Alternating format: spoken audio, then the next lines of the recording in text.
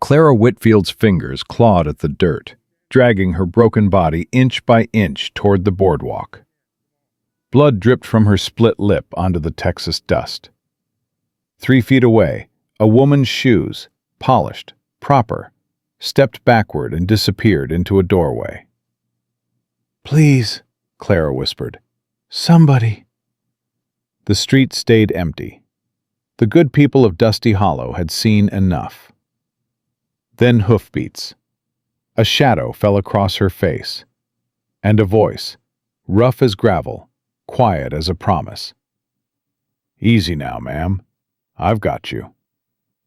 This is their story. Stay until the end and comment what city you're watching from. Let's see how far this tale travels.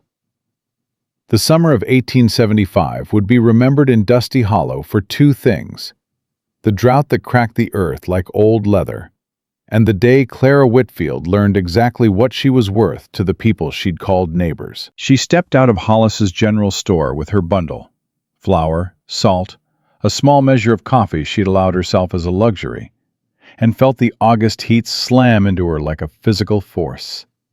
Sweat already gathered at the base of her neck, dampening the collar of her faded blue dress. 3 months she'd lived in this town. 3 months of washing other people's clothes until her hands cracked and bled. 3 months of keeping her head down, her voice soft, her expectations lower than the dirt beneath her worn boots. It hadn't been enough. "There she is!" Clara's blood went cold. She knew that voice, had been dreading it for 2 weeks, ever since the night behind the saloon, when Garrett Hollis had cornered her, whiskey on his breath, his hands grabbing at her dress. She'd slapped him, hard, in front of his friends. Now she was going to pay for it. "Mr. Hollis." She turned slowly, her arms tightening around her bundle. "I don't want any trouble." Garrett stood on the steps of his father's store, his handsome face twisted with something ugly. Behind him, 2 men she recognized, ranch hands from the McCarty spread, men who laughed too loud and drank too much, and looked at women like they were calculating prices. Trouble? Garrett descended the steps, his boots deliberate on the wood. "You're the one who made trouble, Clara. You're the one who stole from my father's register." "That's a lie." Her voice came out steady, though her heart hammered against her ribs. "I paid for everything. Your father counted the coins himself." "My father's old. His eyes ain't what they used to be," Garrett smiled, and Clara felt sick. "But I saw you clear as day. Saw you slip that money right into your pocket." "I didn't." "You calling me a liar?" Clara looked past him, desperate, searching for help. Mrs. Patterson stood in the doorway of the dress shop. Tom Wheeler leaned against the post outside the saloon. Deputy Morrison sat on a bench not 20 feet away, picking at his fingernails. None of them moved. None of them would. "I paid," Clara said again, quieter now. "You know I paid." "What I know," Garrett stepped closer, close enough that she could smell the pomade in his hair, "is that you should have been nicer to me when you had the chance. Should have shown some gratitude when a man like me took an interest in a widow woman with nothing to her name." Clara's chin lifted. It was a mistake. She knew it even as she did it, but something in her refused to cower. Not again. Not anymore. "A man like you," she said, "isn't worth a woman's gratitude." The backhand caught her across the face before she could flinch. The blow spun her sideways. Her bundle flew from her arms, flour exploding in a white cloud, coffee beans scattering across the dirt like dark tears. Clara stumbled, caught herself on a hitching post, tasted blood where her teeth had cut the inside of her cheek. "You uppity little—" Garrett, one of the ranch hands, the bigger one, stepped forward with an eager grin. "Let me help you teach her some manners." What happened next would live in Clara's nightmares for years to come. She tried to run, made it 3 steps before hands grabbed her arms, yanked her backward. A fist drove into her stomach, doubling her over. She couldn't breathe, couldn't scream, couldn't do anything but try to curl into herself as the blows rained down. A boot to her ribs. Pain exploded through her chest, sharp and bright. Another kick, this one to her back. She heard something crack, felt it, and the world went white. "Not so proud now, are you?" Garrett's voice came from somewhere above her. "Not so quick with that sharp tongue." Clara's face pressed into the dirt. She could taste it, gritty and metallic with her own blood. Through the roaring in her ears, she heard laughter. Male laughter, cruel and satisfied. And underneath it, the silence. The terrible, damning silence of people watching and doing nothing. She could see them. Through the haze of pain, she could see Mrs. Patterson's polished shoes retreating into her shop. Could see Tom Wheeler turning his back, walking away. Could see Deputy Morrison finally standing up, not to help, but to drift toward the saloon, where he wouldn't have to witness what he couldn't be bothered to stop. Another boot connected with her shoulder. Clara cried out, the sound torn from her throat before she could stop it. "That's enough now, boys," Sheriff Wade's voice. Clara felt a flicker of something that might have been hope. "You've made your point. Let her be." "She's a thief, Sheriff." Garrett was breathing hard. "Needs to understand." "She understands." The sheriff's tone was weary, not angry. Bored, almost. "Any more, and you'll have to answer for it. Even a woman like her don't deserve to die in the street." A woman like her. The words cut deeper than any fist. Clara heard boots retreating, heard the crowd dispersing, heard the town of Dusty Hollow return to its ordinary business, stepping around her broken body like she was nothing more than a dead animal in the road. She lay there, every breath a knife in her chest, and tried to move. Her right arm responded sluggishly. Her left hung limp, something wrong in her shoulder that sent lightning bolts of agony through her whenever she shifted. "Get up," she told herself. "Get up, get up, get up." But her body had stopped listening. The sun beat down on her, merciless. Blood pooled beneath her face, mixing with the scattered flour and the red Texas dust. Clara felt consciousness starting to slip away, darkness creeping in at the edges of her vision. "This is how I die," she thought. Beaten in the street like a dog, forgotten before the blood even dries. She'd survived so much. Her mother's death, her father's accident, 5 years of a loveless marriage to a man who'd needed a housekeeper more than a wife. William's grave, freshly dug, and the creditors circling like vultures before the dirt had even settled. She'd come to Dusty Hollow to start over, to build something new from the ashes of everything she'd lost. And now she was going to die 20 feet from a general store, surrounded by people who couldn't be bothered to help. Clara's eyes drifted closed. "Let go," something whispered inside her. "Just let go. It'll be easier that way." And maybe she would have. Maybe that's where Clara Whitfield's story would have ended. In the dirt, alone, forgotten. But then she heard it. Hoofbeats, steady and rhythmic, growing closer. The sound stopped. Leather creaked, a saddle settling. Boots hit the ground. Jesus Christ! A man's voice, rough and low, carrying an accent that spoke of somewhere north of Texas. What in God's name happened here? Clara tried to open her eyes, but they wouldn't cooperate. She felt movement beside her, felt the sun's glare blocked by something, someone, crouching down. "Easy now, ma'am." That voice again, closer now. "Don't try to move. Let me look at you first." Hands touched her. Large hands, calloused and careful, moving over her body with practiced efficiency. Checking for breaks, assessing damage. Clara wanted to tell him to stop, to leave her alone, to save himself before Garrett and his friends decided to come back. But her voice had abandoned her, along with everything else. "Ribs broken," the stranger muttered. "Shoulders out. Cuts, bruises. Hell, they worked you over good." A pause, heavy with something Clara couldn't identify. "Who did this to you?" She managed to crack her eyes open, just barely, and found herself looking into eyes the color of storm clouds, gray and turbulent, carrying lightning in their depths. Eyes that had seen violence, delivered it, survived it. Eyes that looked at her not with pity, but with something else entirely. Recognition. The recognition of one broken thing seeing another. "Don't," Clara whispered, the words scraping past her split lips. "Don't what?" "Don't ask. Don't get involved. They'll what?" The quiet in his voice was more dangerous than any shout. "Tell me their names." "Please."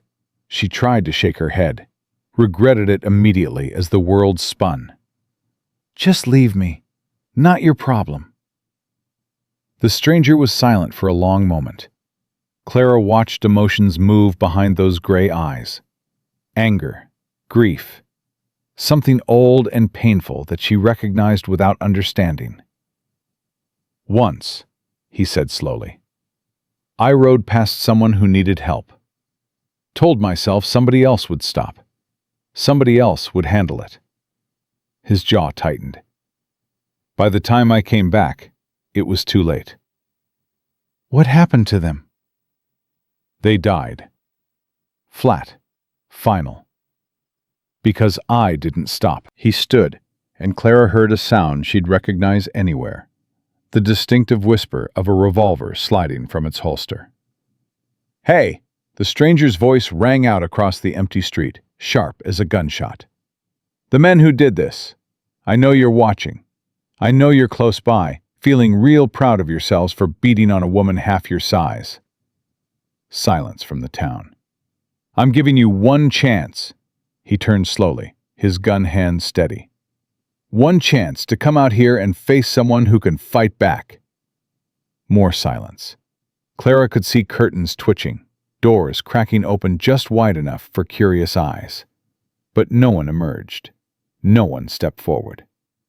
"That's what I thought." Contempt dripped from every word. "Cowards, every last one of you." He holstered his weapon and returned to Clara's side. This time, when he crouched down, there was a gentleness in his expression that made her chest ache for reasons that had nothing to do with her broken ribs. "I'm going to pick you up now," he said. "It's going to hurt. I'm sorry for that, but I can't leave you lying here like this." "You don't even know me." "I know enough." He slid one arm beneath her knees, another behind her shoulders. "I know you didn't deserve this, and I know nobody else in this godforsaken town is going to help you." He lifted her, and the pain was extraordinary, white-hot and blinding. Clara couldn't help the cry that escaped her, couldn't stop the tears that spilled down her bruised cheeks. But through it all, she was aware of how carefully he held her, how he adjusted his grip to cause her the least possible hurt, how his arms remained steady even as he navigated the step onto the boardwalk. "Doc!" he called out. "I need a doctor!" A door opened. An older man appeared. Wire-rimmed spectacles and shirt sleeves rolled to his elbows. His eyes went wide at the sight of Clara. "Good Lord, what?"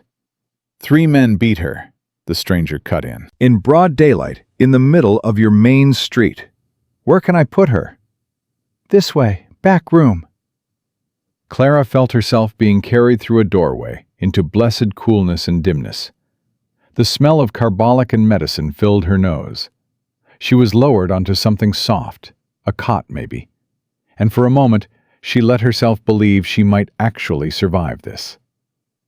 "I'll need to examine her properly." The doctor was already moving, gathering instruments. "You'll have to wait outside." "Like hell I will." "Sir, this is a medical examination." "And those men are still out there." The stranger's voice dropped to something cold and certain. I'm not leaving her unprotected. A pause. Then, fine, but stay out of my way. Clara felt a hand close around hers, rough, warm, solid in a way nothing had been solid for a very long time. I'll be right here, the stranger said. And though he was speaking to the doctor, Clara knew the words were meant for her. Nobody's going to hurt you again. I give you my word on that. She wanted to tell him that words were worthless, that promises meant nothing, that he should just leave while he still could. But she was so tired, and the pain was so enormous, and there was something in his voice, some fundamental quality of steadiness that made her want to believe him. So instead of protesting, she squeezed his hand with what little strength she had left. The pressure was returned, firm, reassuring. "What's your name?" Clara whispered. "Silas." A pause. "Silas Morrow." "Clara. Clara Whitfield."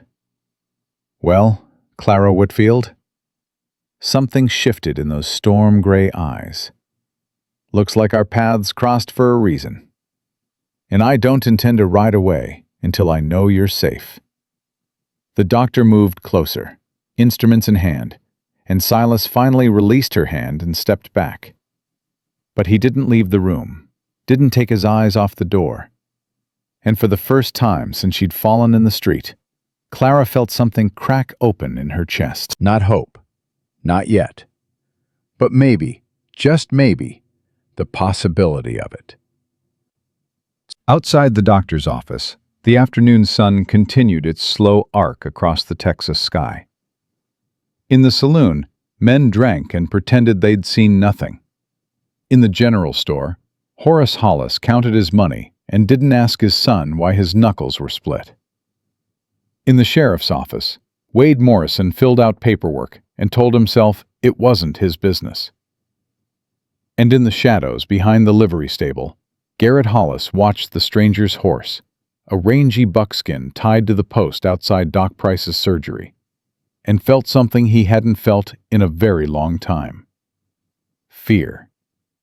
Because he'd seen the way that man moved, seen the easy way his hand dropped to his gun, seen the cold certainty in those gray eyes. That wasn't a store clerk or a farmer or a traveling salesman. That was a killer. And Garrett had just made himself his enemy. "We got a problem," he said to the two men standing behind him. "What kind of problem?" "The kind that carries a colt like he was born with it." Garrett spat in the dirt. "Find out who he is, where he came from, and what it'll take to make him go away." "And if he won't go?" Garrett's handsome face twisted into something ugly. "Then we make him." 3 days passed before Clara could stand without the world tilting sideways. Doc Price had done his work well. Shoulder reset, ribs wrapped tight, cuts cleaned and bandaged.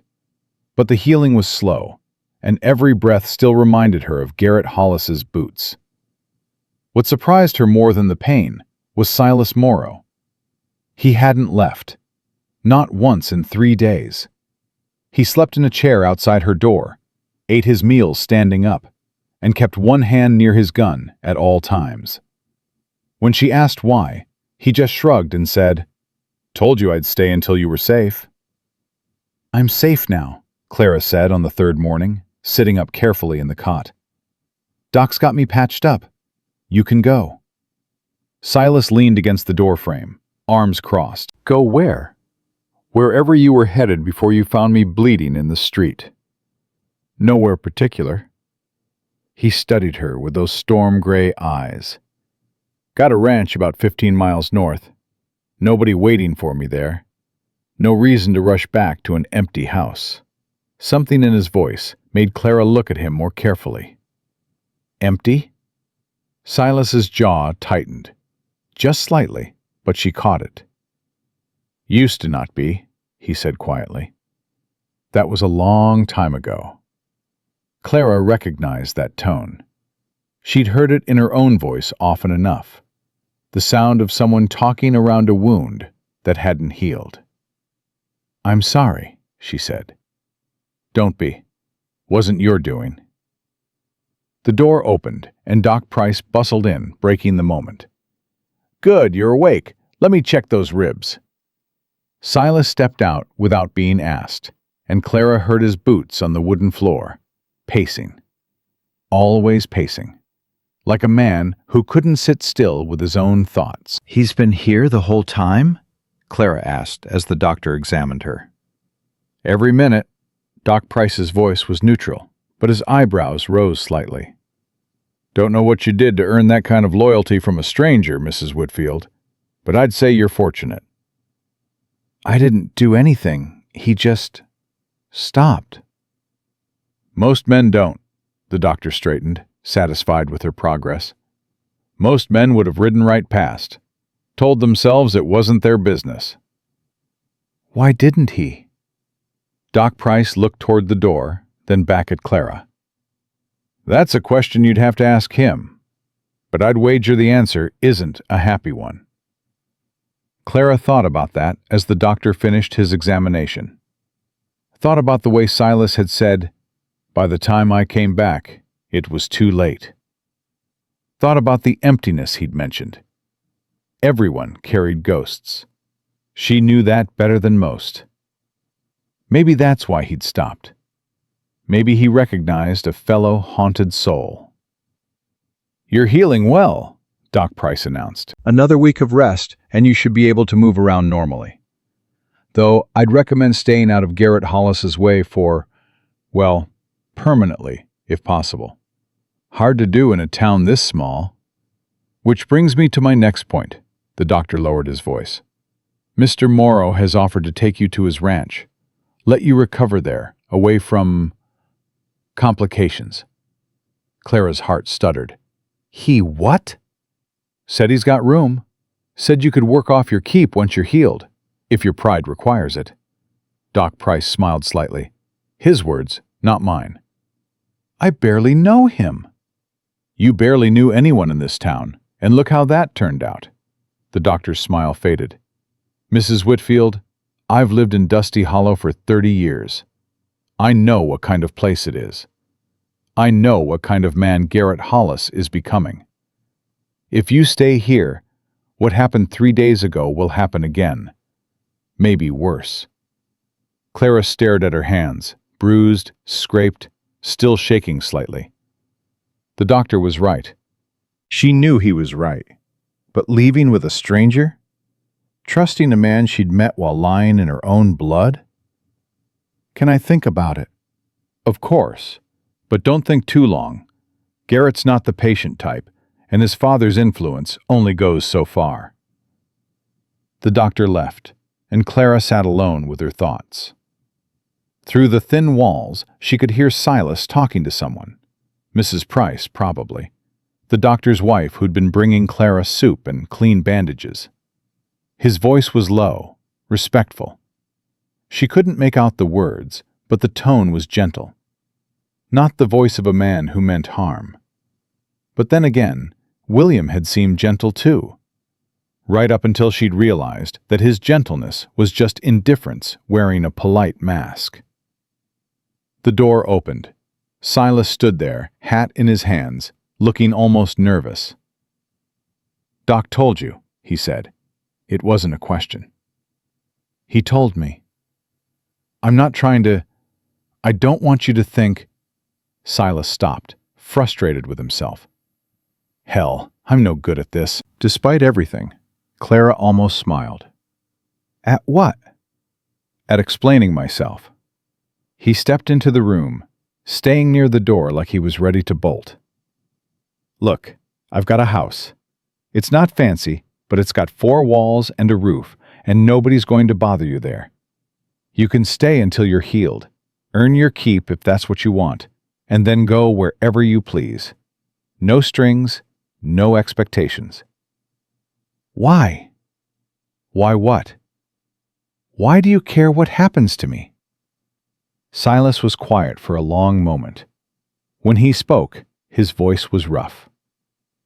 Because 3 years ago, I wasn't there when someone needed me. And they died because of it. He met her eyes, and Clara saw something raw in his expression. I can't change that. Can't bring them back. But I can make damn sure I don't let it happen again. Not if I can help it. Clara felt her throat tighten. Who did you lose? My wife. The words came out like they'd been dragged from somewhere deep. My children, a boy and a girl. The air left Clara's lungs. She'd suspected loss, had seen it in his eyes. But not this. Not a whole family. Gone. Silas. You don't have to say anything. He put his hat back on, like he was armoring himself. Just think about my offer. You've got time to decide. He turned to leave. Yes. Silas stopped, turned back. Yes? He repeated. I'll come with you. Clara's voice was stronger than she expected. Not because I'm scared of Garrett Hollis, though I am, but because... She hesitated, searching for honest words. Because you stopped. When nobody else did, you stopped. That means something. Something shifted in Silas's expression. Not quite a smile, but close. We'll leave at first light, he said. Doc says you can ride if we take it slow. I can ride. I figured. This time he did smile, just barely. You're tougher than you look, Clara Whitfield. I've had practice. Silas nodded, once, and left her alone with a strange new feeling blooming in her chest. It wasn't hope, not exactly, but it was something. They left Dusty Hollow before dawn, while the town still slept. Clara sat in a wagon Silas had borrowed from the livery, her body protesting every bump in the road, but her spirit lighter than it had been in months, maybe years. You didn't have to do this, she said as they passed the last buildings of town. The wagon, I mean. I could have ridden. Could have, Silas agreed. But there's no point in proving how tough you are when you've got broken ribs. Save the heroics for when they matter. Clara huffed out a breath that was almost a laugh. Speaking from experience? More than I'd like. Silas kept his eyes on the road ahead. Spent too many years thinking I had to do everything the hard way. Took losing everything to teach me there's no shame in accepting help. They rode in silence for a while, the only sounds the creak of the wagon and the steady clop of hooves. Clara found herself studying Silas's profile. The strong jaw, the slight frown that seemed to be his resting expression. The way his hands held the reins with easy competence. Can I ask you something? She said.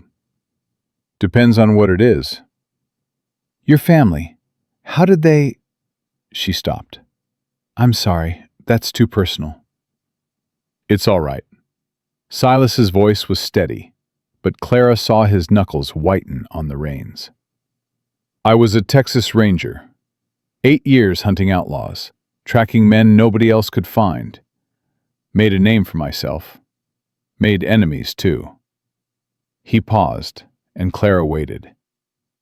There was a man named Ezra Blackwood. Ran a criminal empire from here to New Mexico. I got close to catching him. Closer than anyone had before. So he sent a message. Clara's stomach dropped. Your family. While I was chasing him across the territory, his men came to my ranch.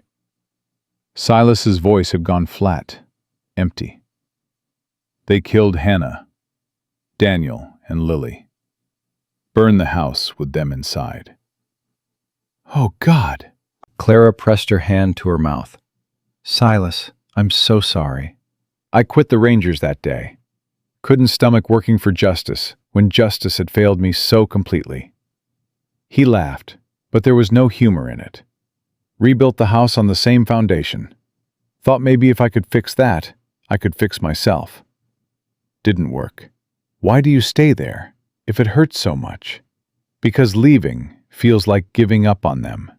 Silas finally looked at her, and Clara saw the weight of 3 years of grief in his eyes. Because every morning I wake up in that house, I remember what I lost. And remembering hurts, but forgetting would be worse. Clara understood that, understood it in her bones. My husband died of fever, she said quietly. 2 years ago. It wasn't a love match. I married him because I had nowhere else to go. And he married me because he needed someone to cook and clean. But I was his wife for 5 years.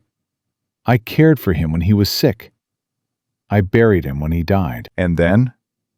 Then his creditors came, took the house, the land, everything. Left me with nothing but the clothes on my back and a whole lot of debt that wasn't mine. Silas shook his head slowly. World's not kind to women alone. No, it's not. Clara looked out at the passing landscape. Brown grass, scrub brush, endless sky. That's why I came to Dusty Hollow. Fresh start, new beginning.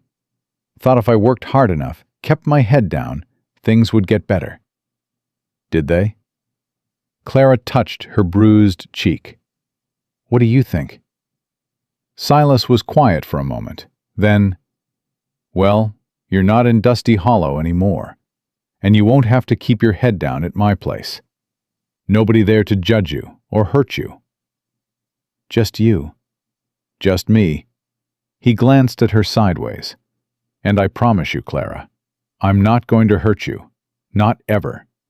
Whatever else happens, you can count on that. Clara believed him. That was the strange thing. After everything she'd been through, all the ways men had disappointed her, she believed this one. Maybe that made her a fool. Maybe hope always made fools of people.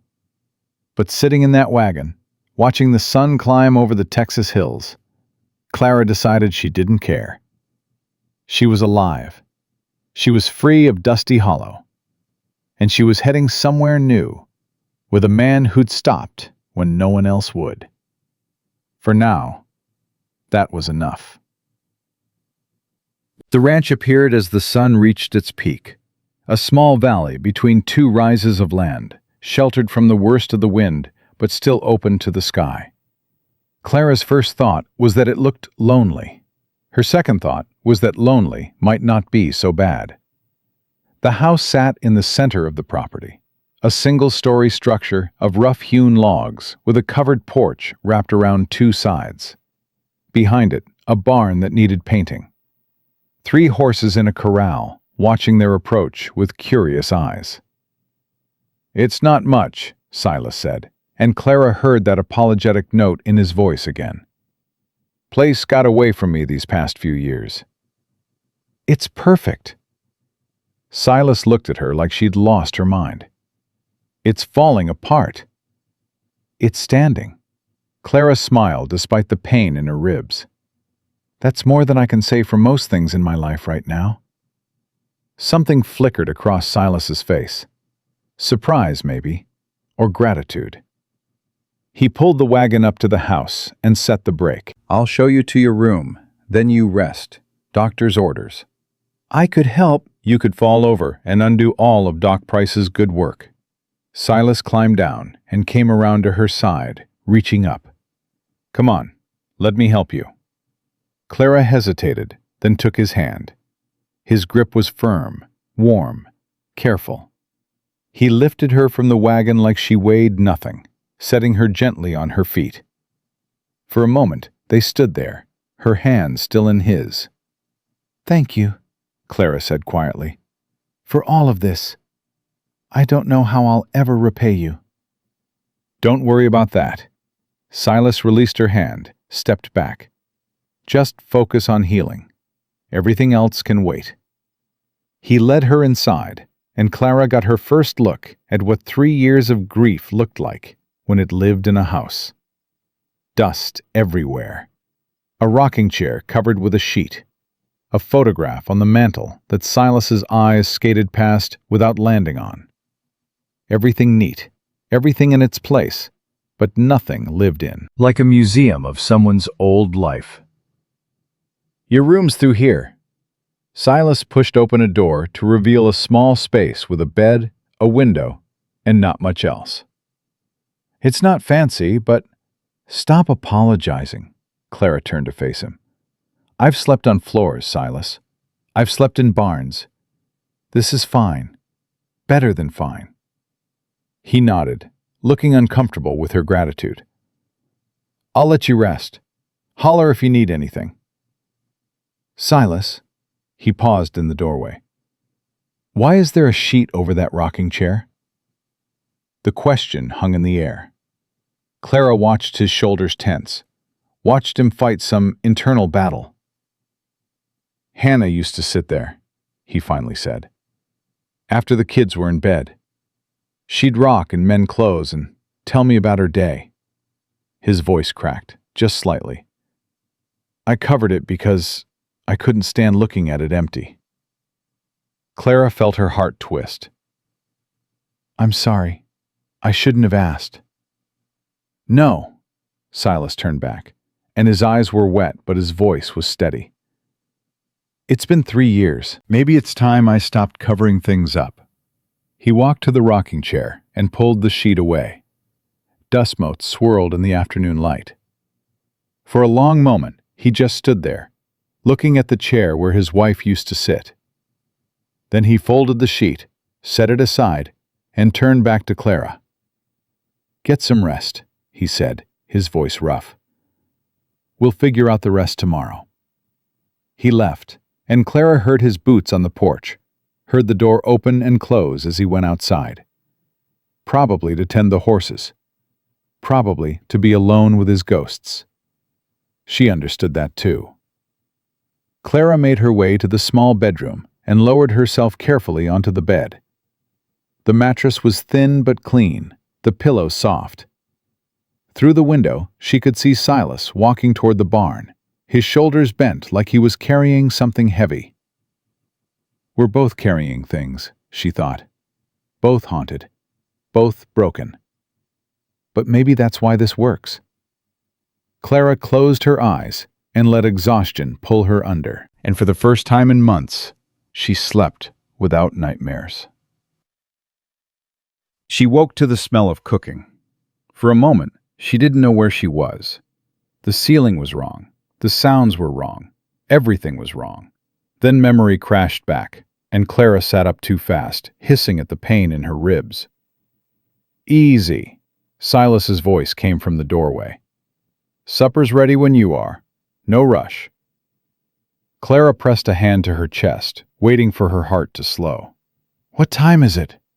"Past sundown. You slept most of the day." He didn't sound bothered by that. Your body needed it. She got up slowly, making her way to the main room. Silas had set the table. 2 places, 2 plates, 2 cups. On the stove, something bubbled that smelled surprisingly good. "You cook?" Clara asked, surprised. "Enough to survive." Silas ladled stew into bowls. "My wife used to, well, someone had to learn after." They sat across from each other, eating in a silence that felt less awkward than Clara expected. The stew was simple: beans, salt pork, vegetables. But it was hot and filling, and she was hungrier than she'd realized. "This is good," she said. "It's adequate." But Silas looked pleased. "Hannah would have said it needs more salt." "Hannah sounds like she knew what she was doing in a kitchen." "She did." Silas set down his spoon. "She was good at everything. Cooking, sewing, keeping the books. Made this house feel like a home instead of just walls and a roof." Clara heard the longing in his voice and chose her next words carefully. "Tell me about her." Silas went still. "Why?" "Because you want to. I can see it." Clara met his eyes. "And because the only way out of grief is through it. Believe me, I know." For a long moment, she thought he wouldn't answer. Then, slowly, he started talking. "I met Hannah in Austin. Her brother was a ranger, got shot up pretty bad, and she came to take care of him. First time I saw her, I thought she was the most beautiful thing I'd ever seen. A ghost of a smile crossed his face.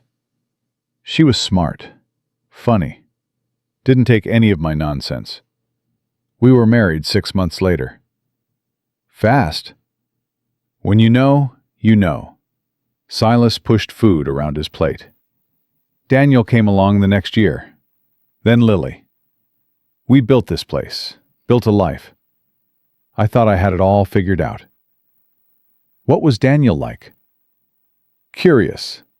Always asking questions. Always getting into things he shouldn't. Silas's voice softened. He wanted to be a ranger like his daddy. Used to wear my old hat around the house, practicing his swagger.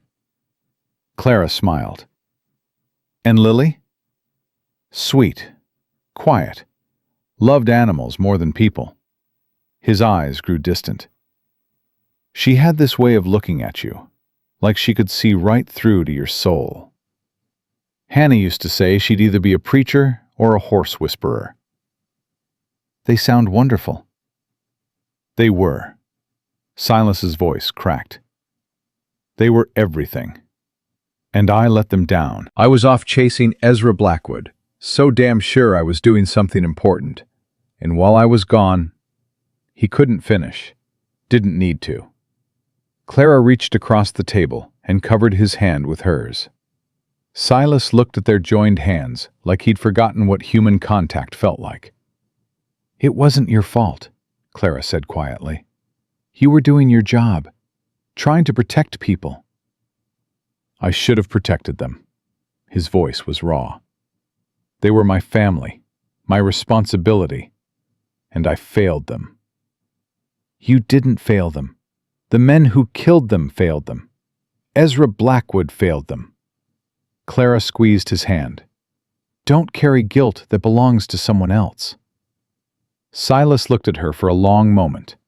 Then slowly, he turned his hand over and intertwined his fingers with hers. How do you do that? He asked. Do what? Say exactly what I need to hear. Clara smiled, just barely. Practice. I spent 5 years married to a man who couldn't talk about anything that mattered. Learn to read between the lines. They sat there in the lamplight, hands joined across the table. Two broken people finding unexpected comfort in each other's company. Outside, the wind picked up, rattling the windows. Storm coming, Silas said, but he didn't move to release her hand. Seems like there's always a storm coming. True enough. He finally let go, stood to clear the dishes. You should get more rest. Tomorrow I'll show you around the place, if you're up for it. I'd like that. Clara helped with the dishes, despite his protests, moving carefully around the small kitchen. Their shoulders brushed as they worked, and neither pulled away. When the last plate was dried and put away, Silas walked her to her bedroom door. Thank you, Clara said. For dinner, for talking, for everything. Thank you for listening. Silas hesitated, then added quietly. It's been a long time since I talked about them out loud. Felt good. Painful, but good. That's how healing works. Painful, but good. He nodded, stepped back. Good night, Clara. Good night, Silas. She closed the door and leaned against it, pressing her hand to her chest where her heart was beating too fast. This was dangerous. She knew it was dangerous. Letting herself feel something for this man. Letting herself hope. That's how people got hurt. But lying in bed that night, listening to the storm rage outside and feeling safer than she had in years, Clara decided she didn't care about danger. She'd already survived the worst. Whatever came next, she'd survive that too. And maybe, just maybe, she wouldn't have to survive it alone. The weeks that followed settled into a rhythm. Clara healed slowly but steadily, her ribs knitting back together, her bruises fading from purple to yellow to nothing at all. As her strength returned, She started taking on more work around the house, cooking meals that actually had flavor, cleaning rooms that hadn't seen a proper scrubbing in years, coaxing life back into the neglected kitchen garden. Silas watched her transform his house into something that almost resembled a home, and tried not to think about how much he liked having her there. "You don't have to do all this," he said one evening, coming in from the barn to find fresh bread on the table and curtains washed and hanging in the windows. "I know I don't have to." Clara wiped flour from her hands. "I want to. It gives me purpose." Most people's idea of purpose doesn't involve scrubbing 3 years of dust out of corners. Most people aren't trying to repay a debt they can't put a price on. Silas frowned. "Clara, I told you. I know what you told me." She met his eyes steadily. "But I need this, Silas. I need to feel useful. I need to feel like I'm earning my place here, not just taking charity." He couldn't argue with that. He understood pride, had enough of his own to recognize it in someone else. "Fine," he said, "but you overdo it, and I'm putting you back on bed rest." Clara smiled, and Silas felt something shift in his chest. Something that had been locked away for 3 years, creaking open. "Deal," she said. 2 weeks after Clara arrived at the ranch, Silas made a decision. "I want to teach you to shoot," he announced over breakfast. Clara looked up from her eggs. "I know how to shoot." "You know how to shoot squirrels. I want to teach you to shoot men." "That's a disturbing way to start the morning." "It's a disturbing world." Silas pushed his plate aside. "Garrett Hollis isn't going to forget what happened. Men like him, they nurse their grudges. And if he ever comes out here, you'll be here to protect me." "What if I'm not?" Silas's voice was sharp. "What if I'm out checking fence lines, or in town for supplies, or—" He stopped, jaw tight. "I can't be everywhere, Clara, and I can't lose someone else because I wasn't there when they needed me." Clara set down her fork slowly. "Is that what this is about? Hannah?" "This is about keeping you alive." "This is about your guilt." Clara's voice was gentle but firm. "You're trying to make up for something that wasn't your fault by controlling something you can." Silas opened his mouth to argue, then closed it. She was right. Of course she was right. "Maybe," he admitted, "but that doesn't make the danger less real. Garrett Hollis hurt you once. He'll try again if he gets the chance." "Then teach me." Clara stood, her chin lifting in that stubborn way he was beginning to recognize. "Not because you're scared, because I should know how to defend myself, because I'm tired of being helpless." That, Silas understood completely. "All right," he said. "Let's start today." They spent the afternoon in the field behind the barn, Clara learning to hold a rifle properly, to sight down the barrel, to squeeze the trigger instead of pulling it. She was a quick study. By sunset, she could hit a target at 30 yards more often than not. "You've done this before," Silas said, impressed despite himself. "My father taught me. Said a woman should know how to feed herself." Clara lowered the rifle, massaging her shoulder. "Never thought I'd be learning to shoot at people." "Let's hope you never have to." Clara looked at him, something unreadable in her expression. "But if I do?" "Then you aim for center mass and don't hesitate." Silas took the rifle from her. "Hesitation gets you killed." Speaking from experience? Too much of it. They walked back to the house in the gathering dusk, their shoulders brushing occasionally. Silas found himself hyper-aware of her presence, the way she moved, the sound of her breathing, the faint scent of soap and flour that seemed to follow her everywhere. He hadn't felt this aware of another person in 3 years. Hadn't wanted to. But Clara Whitfield was making him want things he'd told himself were buried with Hannah. That scared him, more than any gunfight ever had. The storm broke a week later. Not weather, but something worse.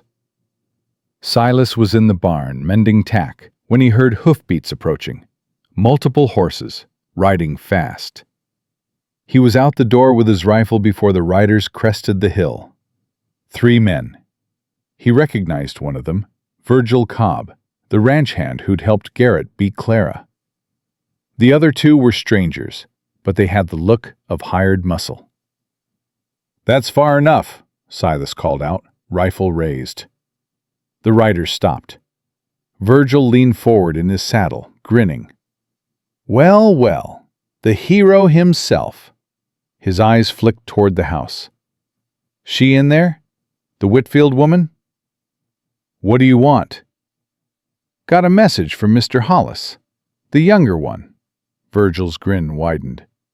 "He says what's his is his, and he doesn't take kindly the strangers interfering. Clara Whitfield doesn't belong to anyone." "That's not how Garrett sees it." Silas felt his finger tighten on the trigger. "Get off my land." "Or what? You'll shoot 3 men in cold blood?" Virgil laughed. "That'd make you a murderer, friend. Even the law out here doesn't look kindly on that." "I'm not your friend." Silas's voice went cold. "And I've killed men before who threatened what was mine. Don't think I won't do it again." Something in his tone made Virgil's smile falter. The man studied Silas with new wariness. "Who are you?" Virgil asked. "We asked around.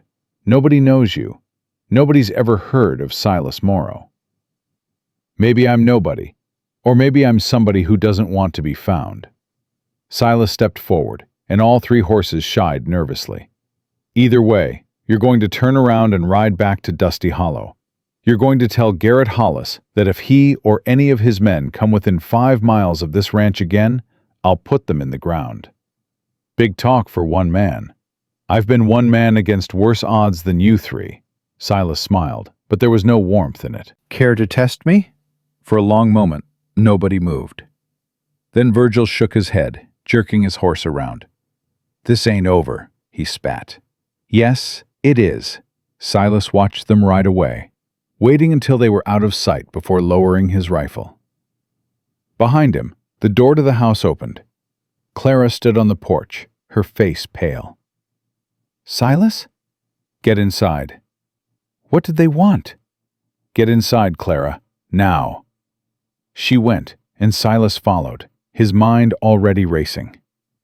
Garrett wasn't going to give up. Men like him never did, not when their pride was wounded.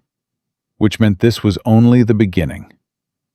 Inside, Clara was waiting by the table, her arms wrapped around herself. "They came because of me," she said. "They came because Garrett Hollis is a coward who can't accept being told no." Silas set his rifle down. "This isn't your fault." "If I hadn't come here, then you'd be dead in Dusty Hollow." Silas turned to face her. "Or worse. Don't second-guess yourself, Clara. You made the right choice." "Did I?" Her voice cracked. "Because right now, it feels like I just brought my problems to your doorstep." Silas crossed to her, putting his hands on her shoulders. She flinched, then relaxed into his touch. "Listen to me," he said quietly. "I chose to help you. I chose to bring you here. Whatever comes next, I'll face it. We'll face it together." "Why?" Clara looked up at him, tears glistening in her eyes. "Why do you care so much about what happens to me?" Silas didn't have an answer. Or rather, he did, but he wasn't ready to say it out loud. Instead, he pulled her into his arms and held her while she cried. For herself, for them, for whatever was coming. And in that moment, holding this woman who'd stumbled into his life and cracked open something he thought was closed forever, Silas made a silent promise. Whatever Garrett Hollis threw at them, whatever darkness was coming, Clara Whitfield would survive it, even if he had to burn the world down to make sure of it. The peace lasted exactly 19 days. Clara counted them later, looking back. 19 days of healing. 19 days of learning the rhythm of the ranch. The sound of Silas's boots on the porch. The way he took his coffee black and strong. 19 days of something that felt dangerously close to happiness. Then the riders came. Not Garrett's men this time. Something worse. Clara was in the kitchen when she heard the hoofbeats. 3 horses, maybe 4, moving with the steady purpose of men who knew exactly where they were going. Silas. She kept her voice calm, but her hand was already reaching for the rifle he'd taught her to keep by the door. He was beside her in an instant, his own weapon drawn. Get to the back room. Don't come out unless I call for you. Like hell. Clara, we face things together. You said that. Silas's jaw tightened, but there was no time to argue. The riders were already pulling up in front of the house. Clara moved to the window and felt her blood turn to ice. 4 men, hard faces, trail-worn clothes, guns worn low on their hips. The one in front was older than the others, maybe 50, with a scar running from his left eye to his jaw and the easy posture of someone who'd killed before and would do it again without losing sleep. But it wasn't the scarred man who made Silas's hand shake on his rifle. It was the man beside him. Tall, lean, dark hair going silver at the temples, dressed like a gentleman despite the dust on his boots. No! Silas's voice came out strangled. No, no, no! You know them? Get in the back room. Now! Silas, who are they? He turned to her, and Clara had never seen such fear in his eyes. Not fear for himself. Fear for her. That's Ezra Blackwood. The name hit Clara like a physical blow. Ezra Blackwood. The man who'd murdered Silas's family. The man who'd burned his wife and children alive. Oh, God. Clara, please. Silas gripped her arm. Please, I can't watch you die too. Please, get in the back room. She wanted to argue, wanted to stand beside him the way she'd promised, but the desperation in his voice broke something in her. I'll be right behind that door, she said, with my rifle. And if things go bad, they won't. If they do, I'm coming out shooting. Silas nodded once, then released her. Clara retreated to the bedroom, leaving the door cracked just enough to see and hear. Silas stepped onto the porch. Well, well. The scarred man's voice carried clearly. Silas Walker. Been a long time. It's morrow now. Silas's voice was flat. And not long enough, Dutch. Dutch. Clara remembered that name from Silas's stories. Ezra Blackwood's right-hand man. Name don't matter. Dutch leaned forward in his saddle. Man's the same underneath. What do you want? Now is that any way to greet old acquaintances? This voice was different, smoother, cultured. Clara shifted slightly to see Ezra Blackwood dismounting, brushing dust from his coat like he was arriving at a social call, rather than the home of a man whose family he'd destroyed. I'm going to ask one more time. Silas's hand rested on his gun. What do you want? Blackwood smiled. It was the most unsettling expression Clara had ever seen. I want to talk, Mr. Morrow. Just talk. Surely we can be civilized about this. Civilized. Silas laughed, harsh and ugly. You murdered my wife. You burned my children alive. And you want to be civilized? That was business. Regrettable, but necessary. Blackwood spread his hands. You were getting too close, making too much noise. I had to send a message. Clara saw Silas's whole body go rigid, saw his finger twitch toward the trigger. The message was received, Silas said through clenched teeth. I stopped chasing you. I disappeared. So why are you here? Because I need something, and you're the only man who can help me get it. I'd sooner help a rattlesnake. Hear me out. Blackwood took a step closer, seemingly unconcerned by the gun pointed at his chest. There's a shipment, gold, from the Territorial Bank in Santa Fe. It was being transported to Austin when it went missing. Not my problem. It could be your solution. Blackwood's voice dropped. You help me find it. Track it the way only you can, and I'll make it worth your while. Enough money to disappear forever.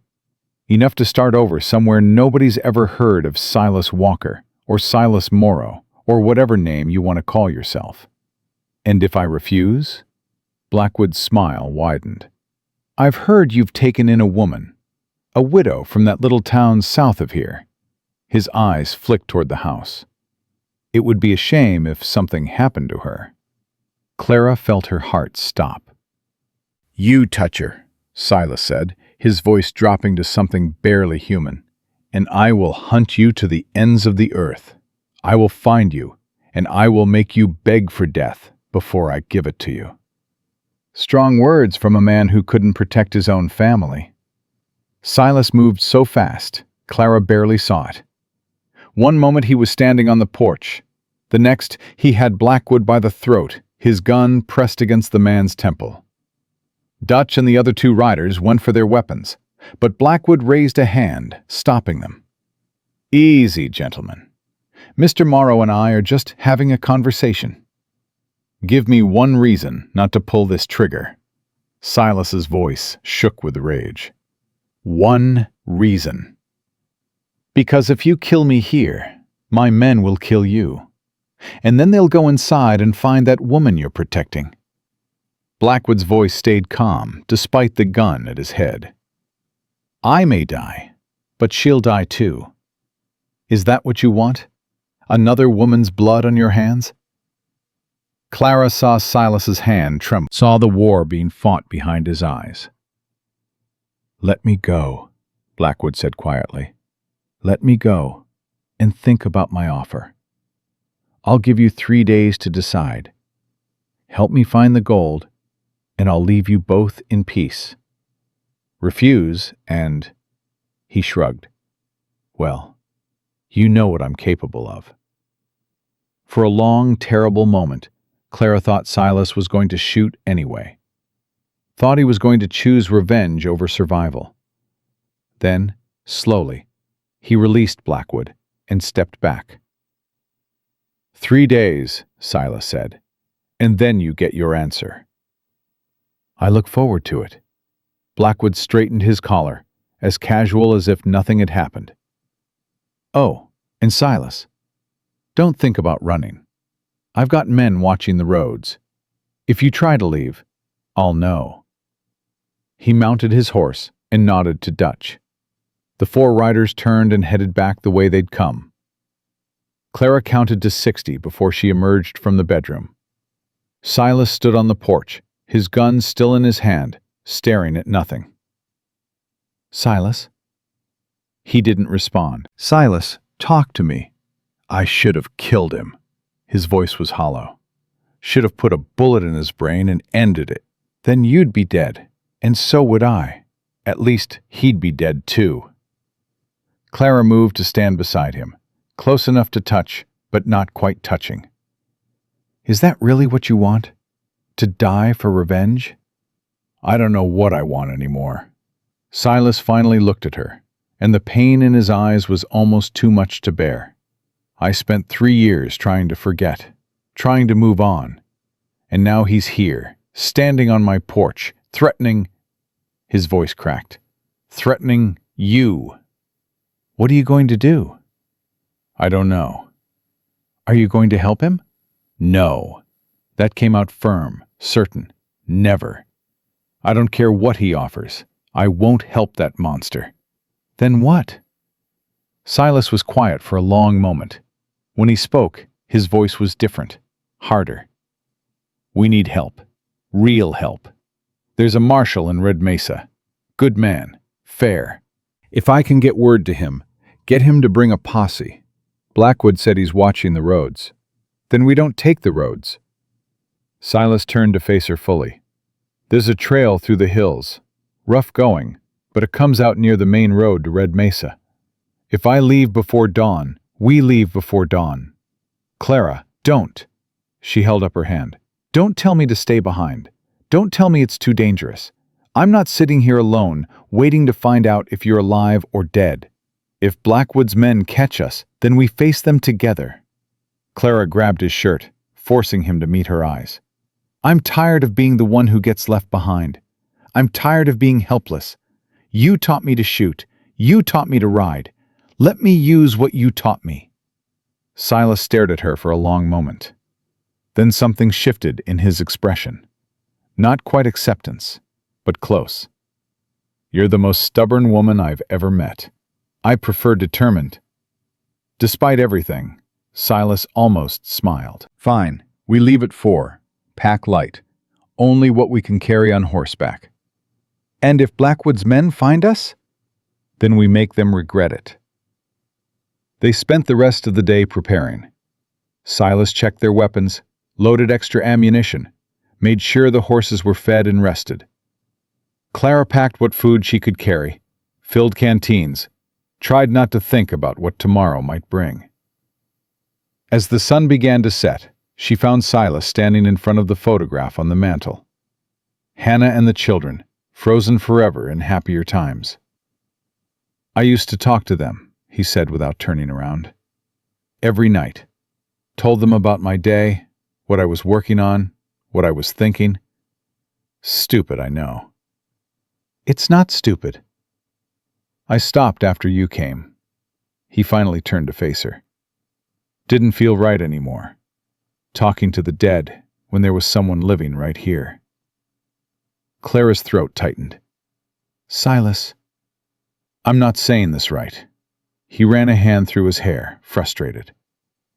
What I mean is, you've changed things. Changed me. And I don't know if that's good or bad. But I know I'm not the same man I was 2 months ago. Is that what you want? To be different? I want... He stopped, struggling for words. I want to stop surviving and start living. I want to stop covering up rocking chairs and closing doors and pretending the past doesn't exist. I want... His voice dropped. I want to feel something besides guilt and anger and grief. Do you? Feel something else? Silas crossed the room in 3 steps and kissed her. It wasn't gentle. It was desperate and hungry and full of everything he couldn't say. Clara grabbed his shirt and kissed him back, pouring all her own fear and hope and longing into it. When they finally pulled apart, both were breathing hard. I'm sorry, Silas said. I shouldn't have. Don't apologize. Clara's hand was still fisted in his shirt. Don't you dare apologize. This is bad timing. The worst possible. I don't care about timing. She pulled him back down, kissed him again, softer this time, but no less intense. I don't care about anything except this. Us. Right now. Clara. His forehead rested against hers. If something happens tomorrow, then at least we'll have had tonight. She led him to the bedroom, and Silas followed willingly. Whatever came with the dawn, they had this. They had each other. For now, that had to be enough. Clara woke in the darkness before dawn, Silas's arm heavy across her waist. For a moment, she just lay there, memorizing the feel of him beside her. The warmth of his body. The steady rhythm of his breathing.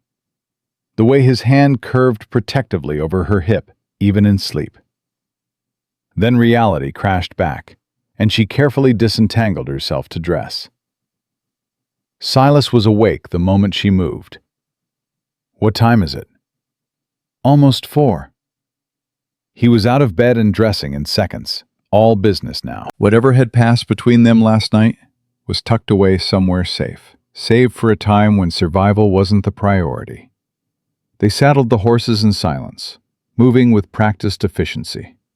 Clara took Rosie, the steady bay mare who'd carried her from Dusty Hollow. Silas mounted Dust, his rangy buckskin, rifle already in hand. "Stay close," he whispered. "Follow my lead. And if I tell you to run—" "I know." Clara checked her own rifle. "But you'd better keep up." They slipped away from the ranch as the first gray light touched the eastern sky. The trail Silas had mentioned was less a trail and more a suggestion. A narrow path through rocky hills that no sane person would call a road. Clara understood immediately why Blackwood's men wouldn't be watching it. You'd have to know it existed to find it. They rode in tense silence, every sound magnified in the pre-dawn stillness. An owl called somewhere in the darkness. A coyote answered. Clara's heart pounded so loud she was sure Silas could hear it. An hour passed. 2. The sun rose, casting long shadows across the rough terrain. Clara's legs ached from gripping Rosie's sides. Her shoulders burned from tension she couldn't release. "Almost there," Silas said quietly. "Another mile and we hit the main road. From there, it's straight shot to—" He stopped mid-sentence. "What?" Clara whispered. Then she heard it too. Hoofbeats. Coming fast from behind them. "Damn!" Silas spurred Dust forward. "Ride! Now!" Clara didn't need to be told twice. She kicked Rosie into a gallop, the mare surging forward with surprising speed despite the rough terrain. Behind them, the hoofbeats grew louder. Closer. "There!" a shout from their pursuers. "I see them!" Gunfire cracked through the morning air. Clara felt something whiz past her ear and ducked lower over Rosie's neck. "Keep going!" Silas had fallen back, positioning himself between her and the shooters. His rifle barked once, twice. A cry of pain from behind them. The trail widened slightly, and Clara risked the glance back. 3 riders, 2 still coming hard, 1 fallen. Silas was reloading as he rode, his movements fast and sure. "The main road!" Clara could see it now, a brown ribbon cutting through the grassland below. "We're almost—" A bullet caught Rosie in the hind quarter. The mare screamed and stumbled. Clara felt herself flying, the world spinning, the ground rushing up. She hit hard, rolling, the breath driven from her lungs. Her rifle went skittering across the rocks. "Clara!" Silas's voice, distant and frantic. She couldn't breathe, couldn't move, could only lie there gasping as hoofbeats thundered closer. A shadow fell across her face. One of Blackwood's men dismounting, grinning down at her. "Well, well, the boss'll be happy to see you." He reached for her. A gunshot.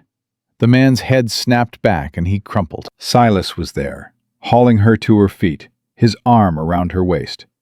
"Can you walk?" Yes." Her legs were shaking, but they held. "Rosie." "We'll come back for her. Right now, we need to move." He half-carried her toward his horse, but more riders were coming. Clara could hear them, could see the dust cloud rising from the trail behind them. "There's too many," she gasped. "We can't outrun them." "Then we don't run." Silas pulled her toward a cluster of boulders just off the trail. "We fight." They scrambled into the rocks, finding cover just as 4 more riders crested the hill. Clara grabbed her fallen rifle, checked that it was still functional, and took position beside Silas. "How many rounds do you have?" 14. He was reloading his own weapon with steady hands. "You?" 10. "Make every shot count." The riders spread out, surrounding their position. Clara recognized Dutch among them, barking orders. "Morrow, give it up!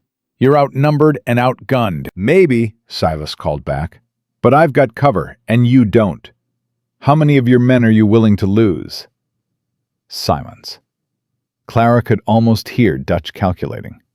Mr. Blackwood just wants to talk. He can talk to my rifle.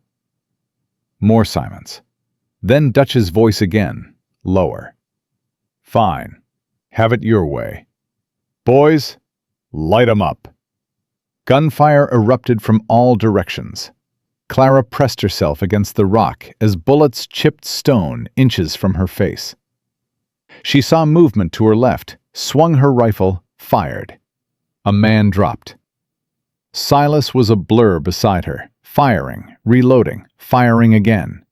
His face was set in grim concentration. They're trying to flank us. Clara spotted two men moving around to their right. Silas pivoted, took out one. Clara got the other. Good shooting. I had a good teacher. More gunfire. Clara felt a bullet graze her arm, hot and sharp. She ignored the pain, kept shooting. Time lost meaning. There was only the next target, the next shot, the next breath. Her rifle grew hot in her hands. Then, suddenly, a new sound. Horses. Many horses. Coming from the direction of the main road. Throw down your weapons! A commanding voice, unfamiliar but authoritative. This is Marshal Thomas Burke. You're all under arrest. Clara risked a look and felt her heart soar. A dozen men on horseback, badges glinting in the morning sun. The marshal rode at their head, a grizzled man with steel-gray hair and eyes that missed nothing. Blackwood's men were already surrendering, dropping their guns, raising their hands. Dutch cursed viciously, but followed suit. Silas sagged against the boulder, his rifle dropping to his side. Thank God. How did they know? Clara was shaking now, the aftermath of adrenaline. How did they find us? I don't... Silas stopped, understanding dawning.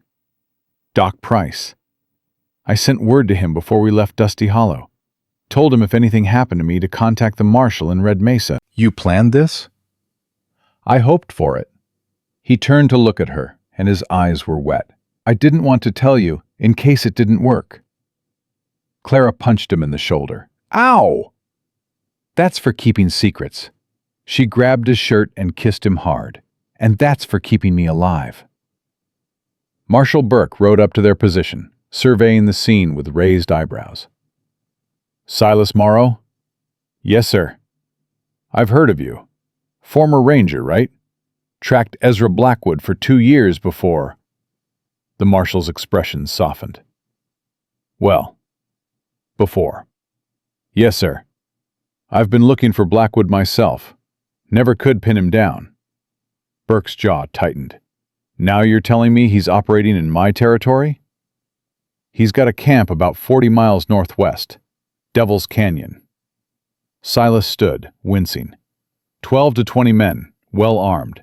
He's looking for a gold shipment that went missing from Santa Fe.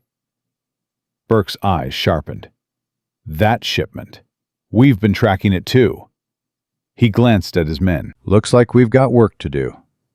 Marshal, Silas stepped forward. I want to come with you. Silas, no! Clara grabbed his arm. You've done enough. I need to see this through. He looked at her, and she saw the ghosts behind his eyes. For Hannah, for Daniel and Lily. I need to see him face justice. Justice or revenge? Justice. Silas covered her hand with his. I promise. I won't become what he is.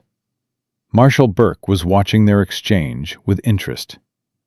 Ma'am, you're welcome to come too. We could use another rifle. Clara looked at Silas, looked at the marshal and his men, looked back the way they'd come, toward the ranch and the life she'd started building. I'm coming, she said. Silas started to protest. Don't, Clara squeezed his hand. Together, remember? He closed his eyes, breathed deep. When he opened them again, there was something like peace in his expression. "Together," he agreed. Marshal Burke nodded approvingly. "All right then, let's go get Ezra Blackwood." They rode hard for Devil's Canyon, 15 strong. Clara's arm throbbed where the bullet had grazed her, but she'd wrapped it tight and refused to fall behind. Silas kept glancing at her every few minutes, worry etched in the lines around his eyes. "I'm fine," she said for the third time. "You're bleeding." "I've bled before. Keep your eyes on the trail." Marshal Burke rode up beside them, his weathered face grim. "We'll reach the canyon by nightfall. My scouts say Blackwood's got about 15 men left, after the ones we captured this morning." 15 against 15, Silas said. "Even odds." "Not quite even." Burke's jaw tightened. "They've got the high ground. Canyon's a natural fortress. One way in, steep walls on both sides. If they see us coming, they'll cut us down before we get close. That's about the size of it." Clara listened to this exchange with growing dread. "So, what's the plan?" Burke and Silas shared a look. Something passed between them, some understanding Clara couldn't quite read.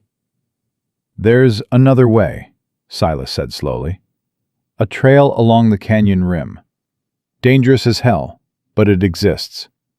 I found it years ago when I was tracking Blackwood the first time." "You never mentioned that before." "Never had reason to." Silas's expression darkened. "I was planning to use it well, before everything happened." Clara understood. Before his family died. Before revenge became impossible. "If we split up," Burke said, working through the strategy, "half approaching from the front to draw their attention, half coming down from above." "It could work," Silas nodded. "I'll take the rim trail. I know the route." "I'm coming with you," Clara said immediately. "Clara, don't," she cut him off. "Don't tell me to stay behind. Don't tell me it's too dangerous.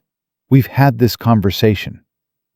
"This is different. This is exactly the same." Clara grabbed his arm, forcing him to look at her. "You go up that trail, I go with you. That's not negotiable." Silas stared at her for a long moment. Then, unexpectedly, he laughed. "What?" Clara demanded. "Nothing, just—" He shook his head. Hannah would have said the exact same thing, word for word. Clara didn't know how to respond to that. Didn't know if it was a compliment or something more complicated. "All right," Silas said finally. "We go together." They made camp a few miles from the canyon as the sun began to set. No fires, too risky. Cold food, quiet voices, everyone checking their weapons one last time. Clara sat apart from the others, reloading her rifle by feel, when Silas settled beside her. "How's the arm?" "Still attached." "That's not what I asked." Clara sighed.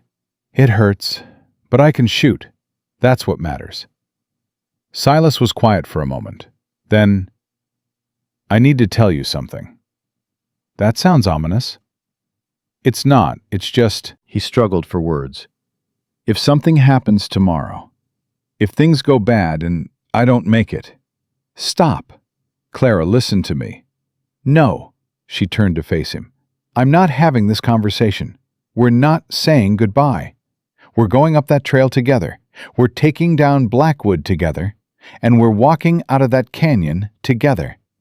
Anything else is unacceptable." "You can't know that." "I can believe it, and right now belief is all we've got." Silas reached out and cupped her face in his hand. His thumb traced her cheekbone, gentle despite the calluses. "You know what I was thinking?" he said softly. "When Blackwood showed up at the ranch." "What?" "I was thinking that I'd finally found something worth living for. After 3 years of just existing, going through the motions, I'd finally found a reason to wake up in the morning." His voice cracked. and then he threatened to take it away, just like before. Clara leaned into his touch. He's not going to take anything. Not this time.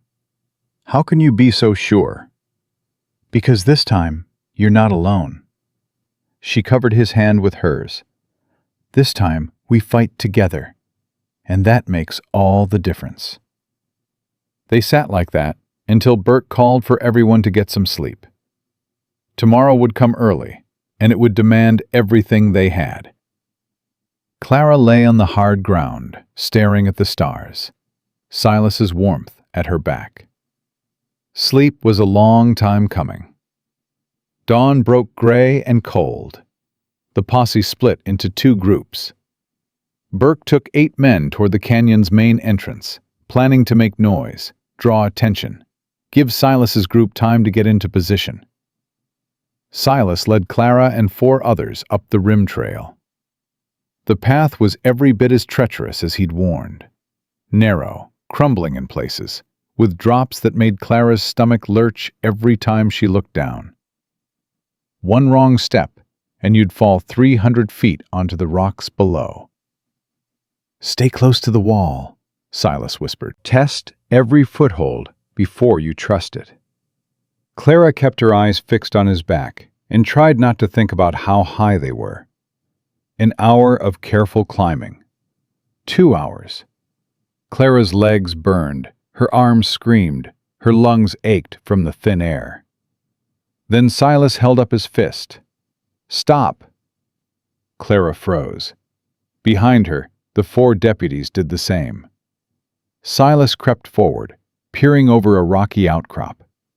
When he turned back, his face was tight. We're above the camp, he breathed. I count 16 men. Blackwood's in the largest shelter, near the back. More than we expected. Yeah, Silas's jaw tightened. Must have called in reinforcements after we escaped. From below, Clara heard shouting. Burke's group had arrived at the canyon entrance, making themselves known. That's our signal. Silas drew his rifle. Spread out, find cover. Wait for my first shot, then open fire.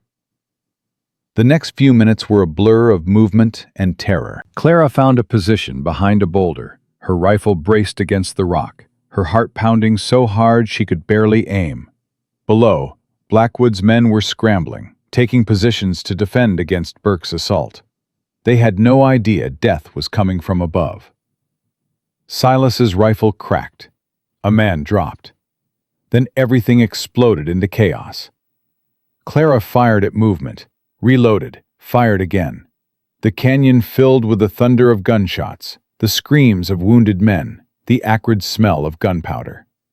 She saw one of Burke's deputies take a bullet, fall from his horse. Saw Blackwood's men scrambling for cover, confused by the attack from 2 directions.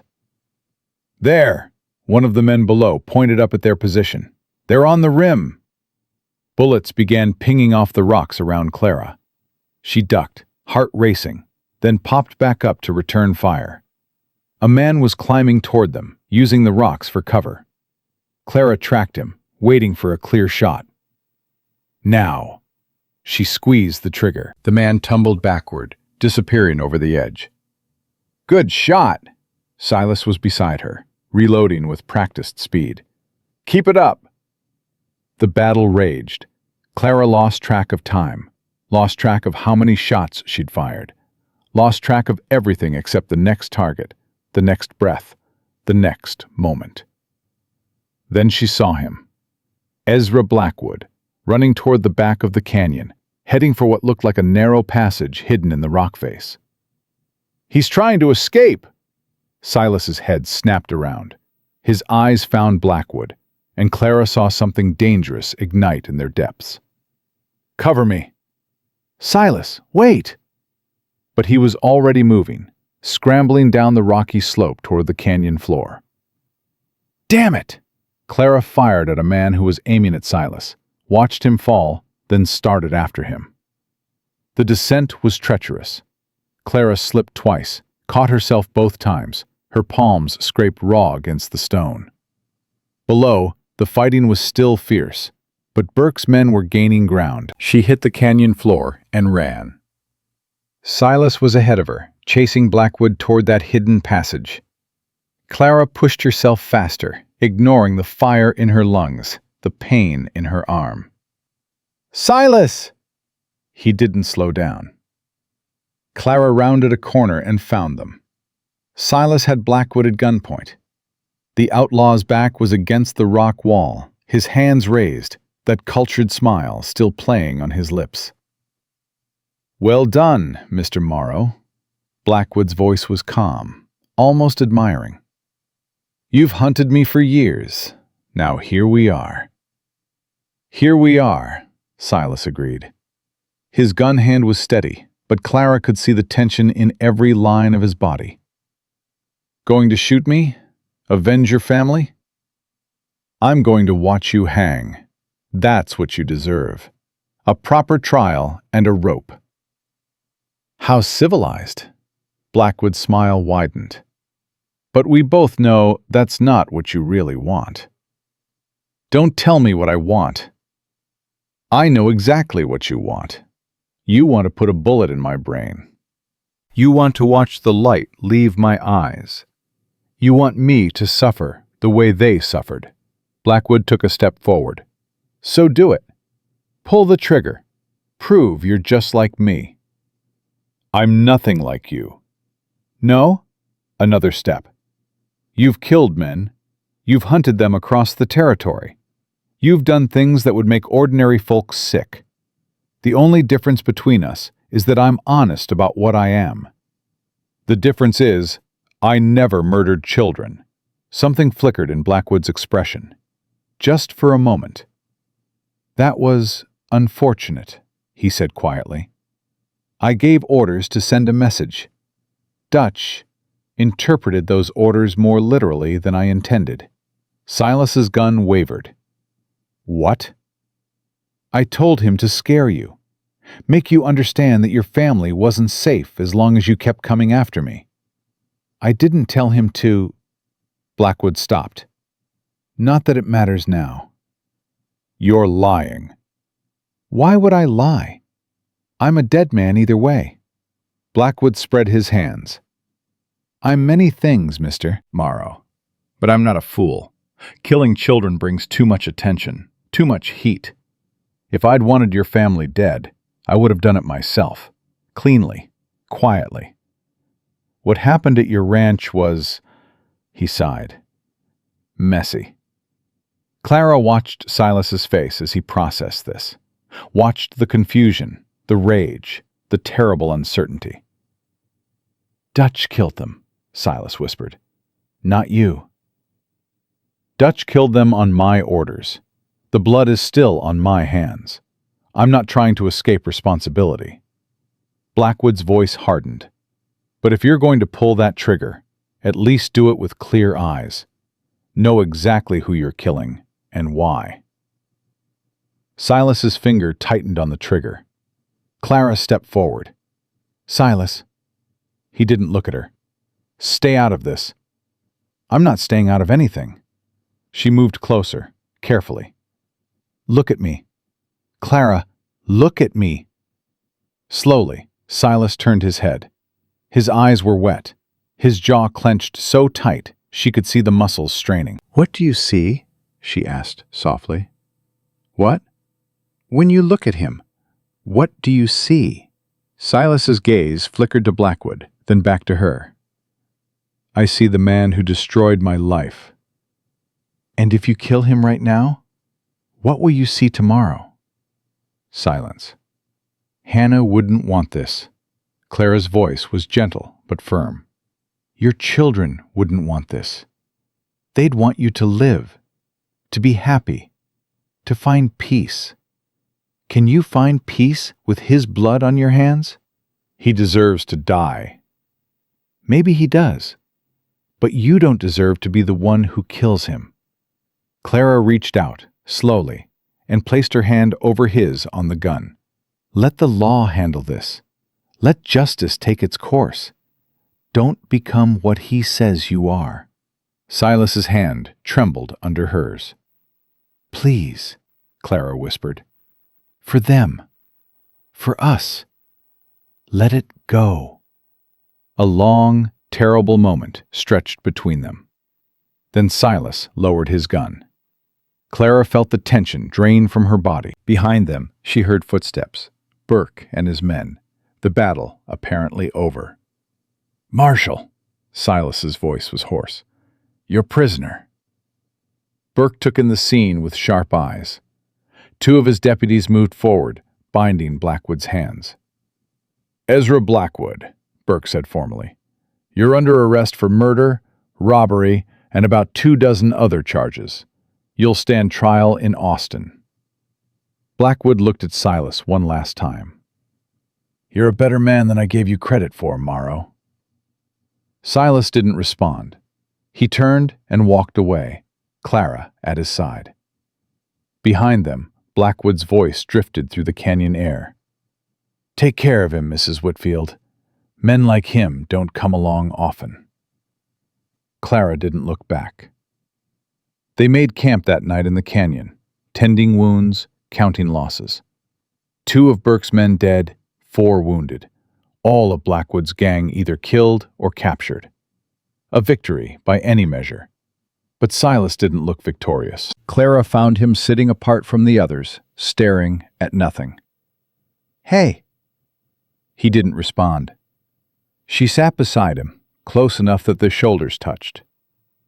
"Talk to me." "I wanted to kill him." Silas's voice was barely audible. Standing there, gun in my hand. I wanted it more than I've ever wanted anything. "But you didn't." "Only because you stopped me." "No," Clara shook her head. "You stopped yourself. I just reminded you who you are." "And who's that?" "A good man." She took his hand. "A man who chose justice over revenge. Who chose to honor his family's memory instead of staining it."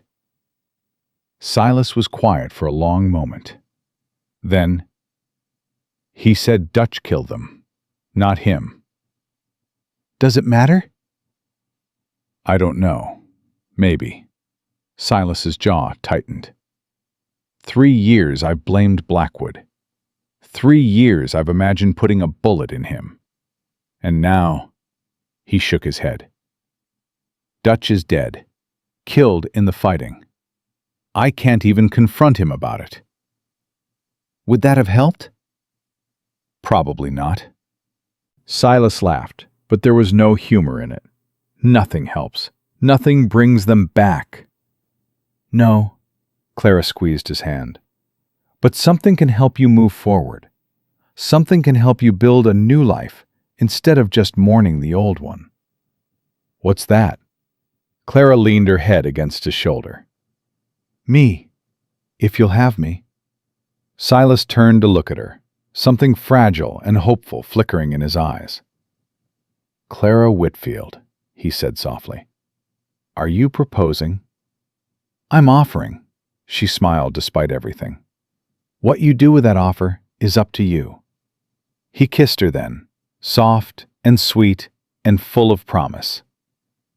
I accept, he murmured against her lips. God help me, I accept. They sat together as the stars emerged, two wounded souls who'd found each other in the wreckage of their lives. Tomorrow they'd ride to Austin. Tomorrow, Blackwood would face trial. Tomorrow, the world would keep turning, with all its violence and injustice and pain. But tonight, Clara felt something she hadn't felt in years. Hope. Real, honest hope. And that, she decided, was worth fighting for. The trial lasted 3 weeks. Clara and Silas stayed in Austin, renting rooms at a boarding house near the courthouse. Every day they sat in the gallery, watching as witness after witness testified to Ezra Blackwood's crimes. The prosecution was thorough. They brought in survivors of his robberies, families of his victims, former gang members who'd turned state's evidence in exchange for lighter sentences. and they brought in Silas. Clara watched him take the stand, watched him describe finding his home in ashes, his family's bodies barely recognizable. Watched him fight to keep his voice steady as he recounted the 3 years of grief and rage that followed. The jury listened in horrified silence. Blackwood, for his part, showed no emotion. He sat at the defense table with his hands folded, watching the proceedings like they were happening to someone else. On the final day, the jury deliberated for less than 2 hours. Guilty on all counts. The courtroom erupted. Clara grabbed Silas's hand as the judge called for order. Ezra Blackwood, you have been found guilty of murder in the first degree, armed robbery, arson, and conspiracy to commit murder. The judge's voice was cold as iron. You are hereby sentenced to death by hanging. May God have mercy on your soul. Blackwood stood, still calm, and turned to look at Silas one last time. Well played, Mr. Morrow. His voice carried across the courtroom. I suppose this makes us even. We'll never be even, Silas replied. But it's a start. They led Blackwood away in chains. Outside the courthouse, Clara and Silas stood in the afternoon sun, breathing free air. It's over, Clara said. Yeah. Silas's voice was strange, hollow. It's over. How do you feel? He thought about it for a long moment. Empty. I thought I'd feel, I don't know, satisfied? Vindicated? But I just feel empty, Clara finished. Yeah. She laced her fingers through his. That's because revenge doesn't fill you up. It just creates more space for grief. Then what does fill you up? Clara smiled. Living, building something new, finding reasons to wake up in the morning that aren't about death. Silas looked at her, really looked, and Clara saw something shift in his expression, the emptiness receding, something warmer taking its place. I have reasons, he said softly. I have you. You have me. Is that enough? Clara stretched up and kissed him, right there on the courthouse steps, not caring who saw. It's a start, she whispered. They stayed for the hanging. Clara hadn't wanted to, hadn't seen the point in watching a man die, even a man like Ezra Blackwood. But Silas needed to see it through, needed to watch the final chapter close with his own eyes. So she stood beside him in the crowd that gathered outside the Austin jailhouse, her hand tight in his, as they led Blackwood to the gallows. The outlaw walked with his head high, that cultured calm never wavering. He scanned the crowd until his eyes found Silas. Mr. Morrow, Blackwood's voice carried clearly. I trust you'll raise a glass to me tonight.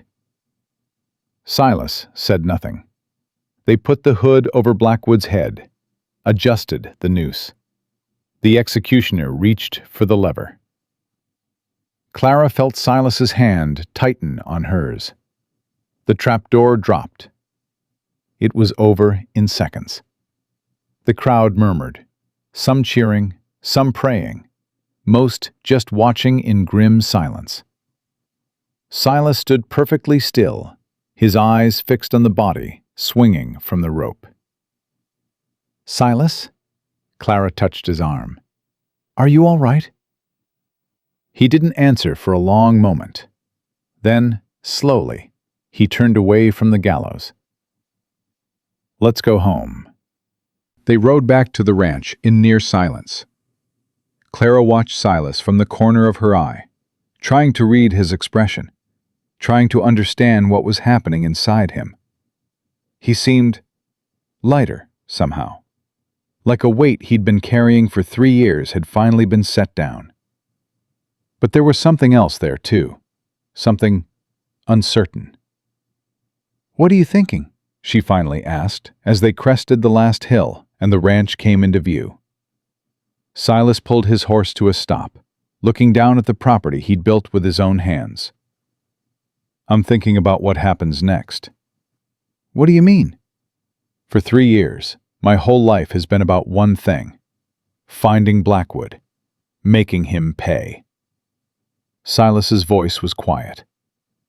Now that's done, and I don't know who I am without it. Clara guided her horse closer to his. You're the man who saved my life. You're the man who chose justice over revenge. You're the man who's going to build something new with me. She reached out and touched his face. That's who you are. You make it sound simple. It's not simple, but it is possible. Clara smiled. One day at a time. That's how we do this. Silas covered her hand with his. One day at a time. They rode down to the ranch together. The first thing Clara noticed was the damage. While they'd been gone, someone had been there. Windows broken, the door kicked in. The word murderer painted across the front of the house in what looked like blood. Silas went rigid. Garrett, Clara breathed. it has to be. Stay here. Like hell. They dismounted together, rifles drawn, moving toward the house with cautious steps. Clara's heart pounded as they pushed through the ruined door. Inside was chaos. Furniture overturned, dishes smashed. The photograph of Hannah and the children torn from the wall, the glass shattered, the image slashed through. Silas made a sound like he'd been punched in the gut. No. He crossed to the ruined photograph, dropping to his knees, his hands hovering over the pieces like he was afraid to touch them. No, no, no. Clara knelt beside him. Silas. It's the only picture I had. His voice cracked. The only picture of them. And he... Clara wrapped her arms around him as he broke. She'd seen him angry. She'd seen him cold. She'd seen him fighting for his life with deadly calm. She'd never seen him cry. But now, kneeling in the wreckage of his home, holding the torn remnants of his family's image, Silas Morrow sobbed like a child. Clara held him through it. Didn't speak. Didn't try to offer comfort. Just held on and let him grieve. When the storm finally passed, Silas pulled back, wiping his face with shaking hands. I'm going to kill him. No. Clara, look at this. His voice was raw. Look at what he did. Not to me. To them. To their memory. And if you kill him, you'll hang. Or you'll spend the rest of your life running. Clara gripped his shoulders. Is that what you want? After everything we've been through?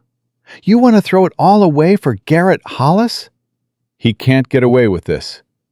He won't. Clara's voice hardened. But we do this the right way. We go to Marshal Burke. We file charges. We let the law handle it. The law didn't help you in Dusty Hollow. That was a different law. Different men.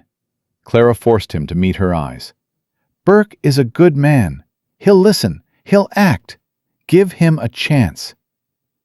Silas stared at her, the rage and grief warring in his expression.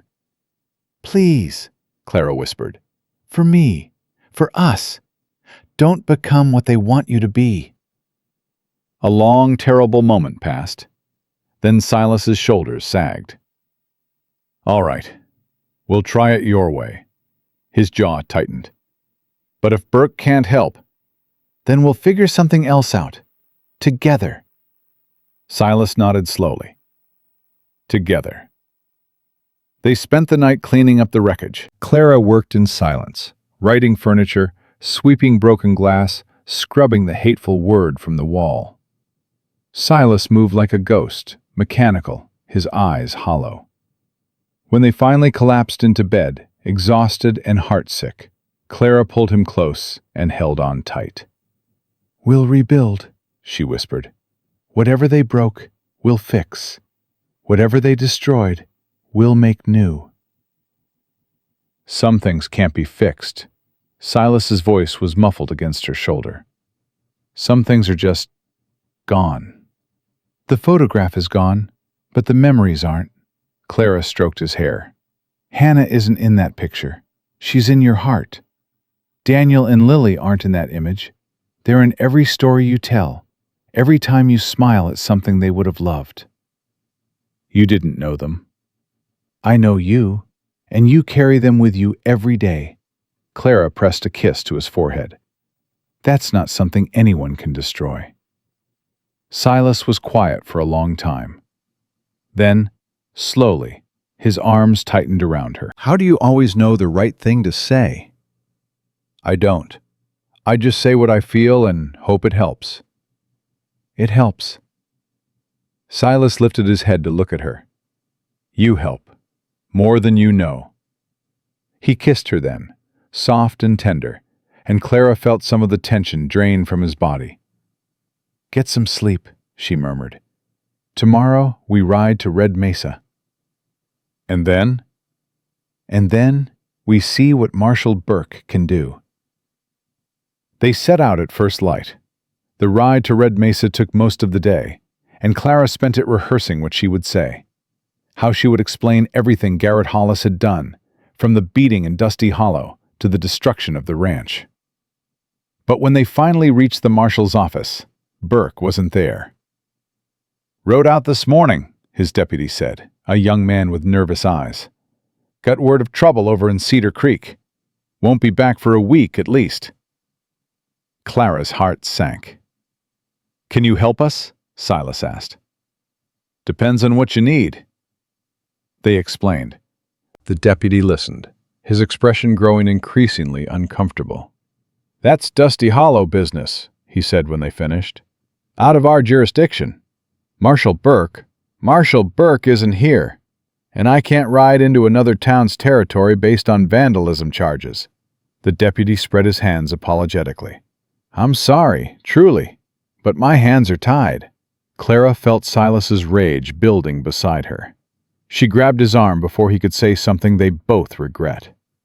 "Thank you for your time," she said tightly, steering Silas toward the door. Outside, Silas rounded on her. "Now what?" "I don't know." Clara's mind raced. "We could wait for Burke." "A week? We wait a week while Garrett plans his next attack?" "Then we go back to the ranch and defend it ourselves." "Against how many men? We don't even know—" "Mr. Morrow?" They both turned. A woman stood behind them, middle-aged, well-dressed, with sharp eyes that missed nothing. "Do I know you?" Silas asked warily. "No, but I know you. Know your story, anyway." The woman stepped closer. "My name is Margaret Ellis.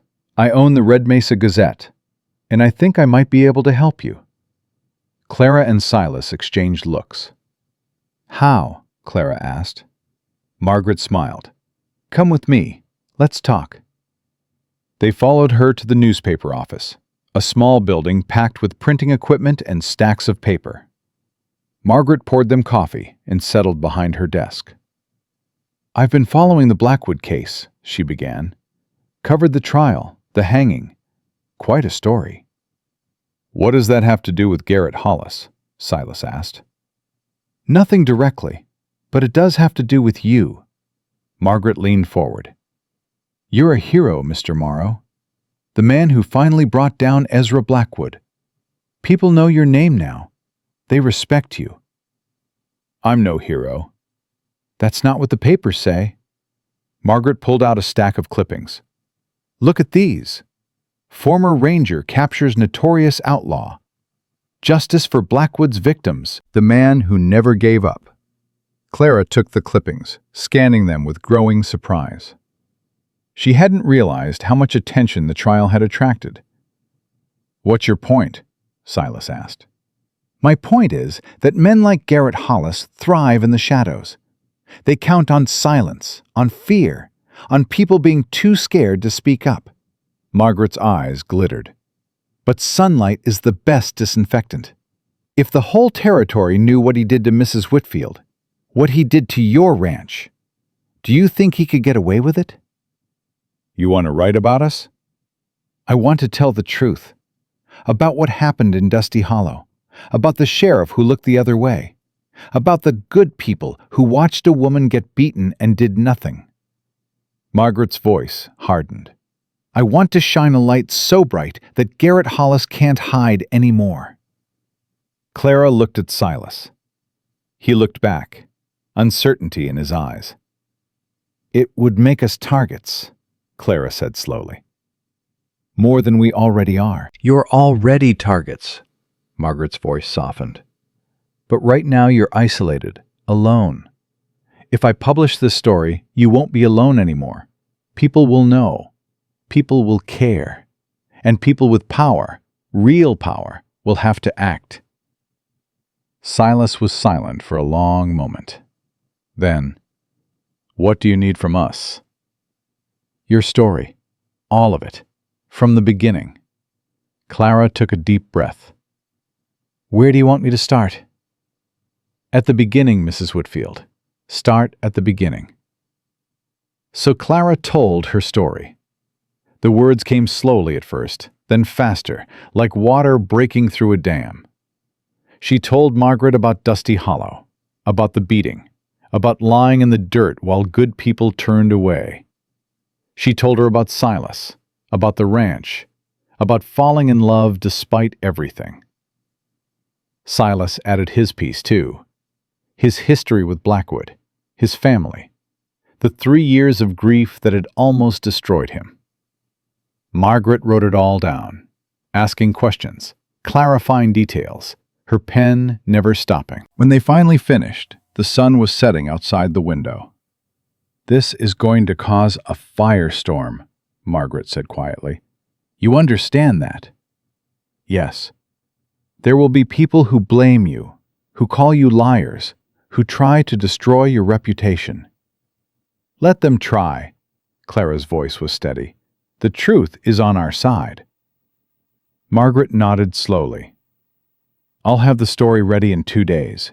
It'll run in the Red Mesa Gazette first, but I have contacts at papers in Austin, San Antonio, even Houston. She smiled grimly. By the end of the week, everyone in Texas will know Garrett Hollis's name. They returned to the ranch that night, exhausted but hopeful. For the first time since finding the damage, Clara felt like they had a chance. Not just to survive, but to win. What do we do now? She asked as they unsaddled the horses. We wait. Silas's voice was grim. And we prepare. If Garrett hears about the story before it publishes, he'll come for us. Yeah. They spent the next 2 days fortifying the ranch. Silas reinforced the doors, boarded the broken windows, set up defensive positions. Clara practiced her shooting, loaded extra ammunition, prepared for whatever might come. On the 3rd morning, they heard hoofbeats. Clara grabbed her rifle. Silas was already at the door. But it wasn't Garrett Hollis riding toward them. It was Marshal Burke. Heard you were looking for me, Burke said as he dismounted. Also heard about what happened here. His eyes swept over the damaged house, the patched windows. Looks like you've had some trouble. That's one word for it. I talked to Margaret Ellis this morning, read her story. Burke's expression was unreadable. It's going to print today. Clara's heart leaped. Already? She moved fast, said she wanted to get ahead of any attempts to suppress it. Burke turned to Silas. She also told me about Garrett Hollis, what he did to Mrs. Whitfield, what he did here, and I've already sent deputies to Dusty Hollow. Garrett Hollis is being arrested as we speak. Clara felt her knees go weak.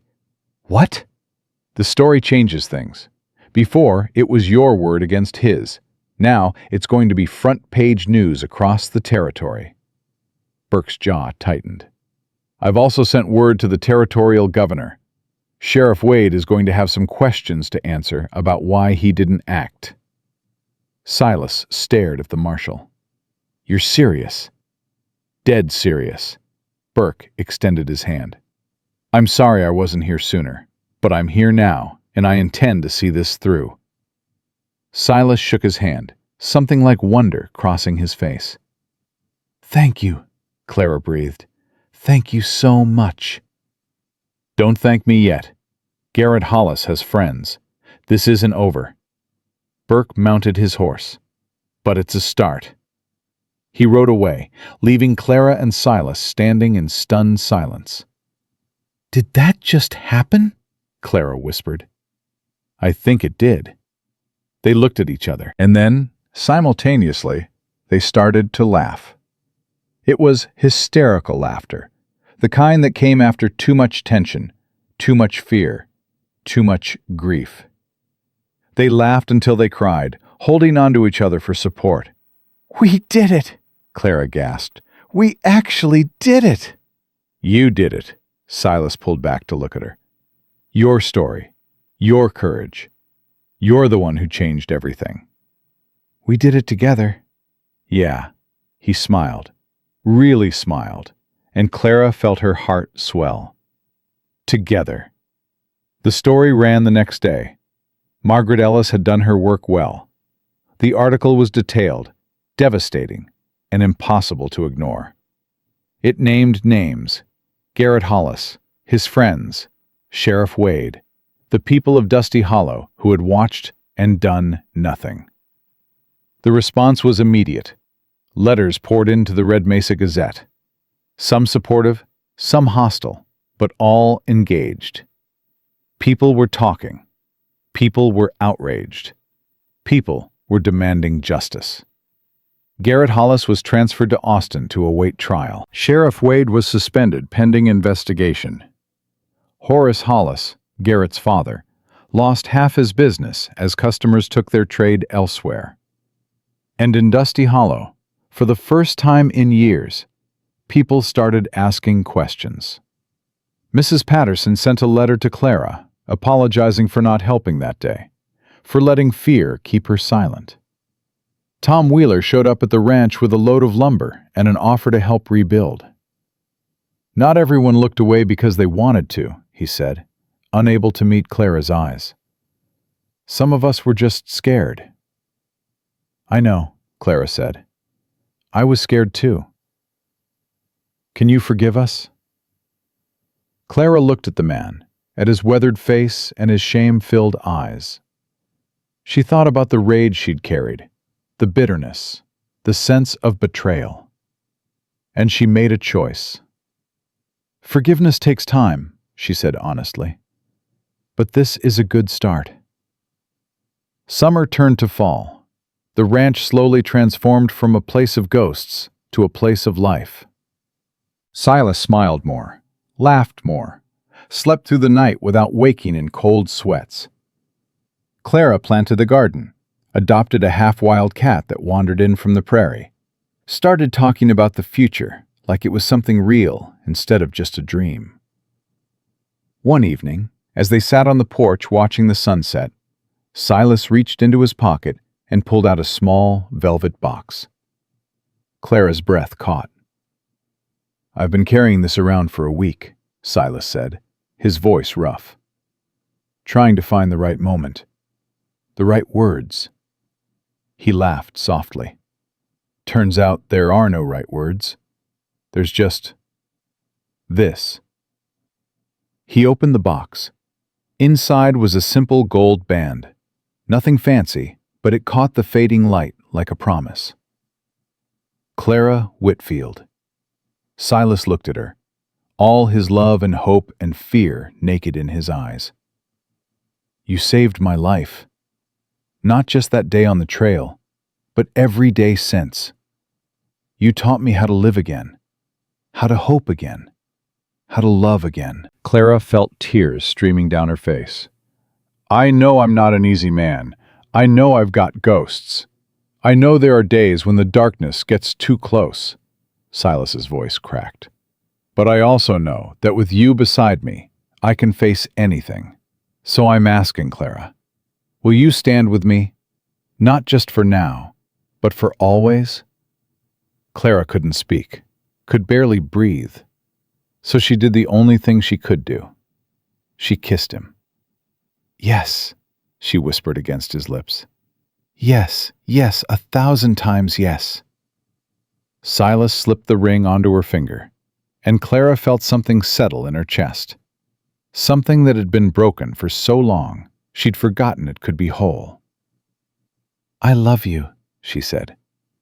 I love you too. Silas pulled her close. More than I ever thought I could love anyone again. They were married a month later in the little church in Red Mesa. Marshall Burke attended. Margaret Ellis wrote a small piece about it.